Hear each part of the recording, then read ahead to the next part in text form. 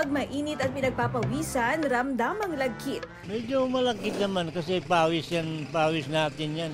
Hindi mo maiwasan nga hindi ka pagpapawisan kasi nagbibiyahe ka. Kaya ang tricycle driver na si Antonio Salvacion sinisiguro raw na nakaligo bago pumasada. May baon pang bimpo at alcohol pang pa-freshen up. Hindi lang kasi literal na heat ang kailangang ibit sa tag-init. Pati na rin daw ang heat.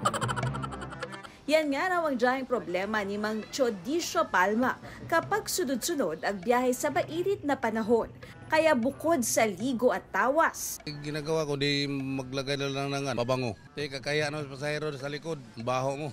Si Annalyn Doromal, aminado ring problema tuwing mainit ang nagpapawis na singit. Pag sa labas po talaga ako, talagang mainit po. Nangangamoy ka talaga, halos init na init ka po talaga. 3 beses na siya ngayon maligo sa isang araw with batching, tawas at deodorant. May baon din siyang wet wipes. Ayon sa isang dermatologist, ang pagpapawis at pangangamoy na normal kapag mainit pwedeng iwasan. Yung bacteria, nabubuhay kasi siya sa mga pawising lugar.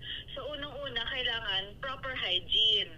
Kailangan maliligo tayo once or twice a day, and kung maaari, gagamit tayo ng antibacterial na sabon. Tapos kapag napawisan tayo, kunyari nag-exercise, maligo tayo after. Bantayan din daw pagkain na maaaring magdulot ng anghit gaya ng bawang, sibuyas at maanghang na pagkain. Papapresko rin at iwas pawis ang mga damit na cotton, antiperspirant o tawas. Kung hindi pa rin makontrol yung pawis, pwedeng magkonsulta sa mga dermatologist dahil may mga procedures na pwedeng makabawas ng pawis semi-permanently.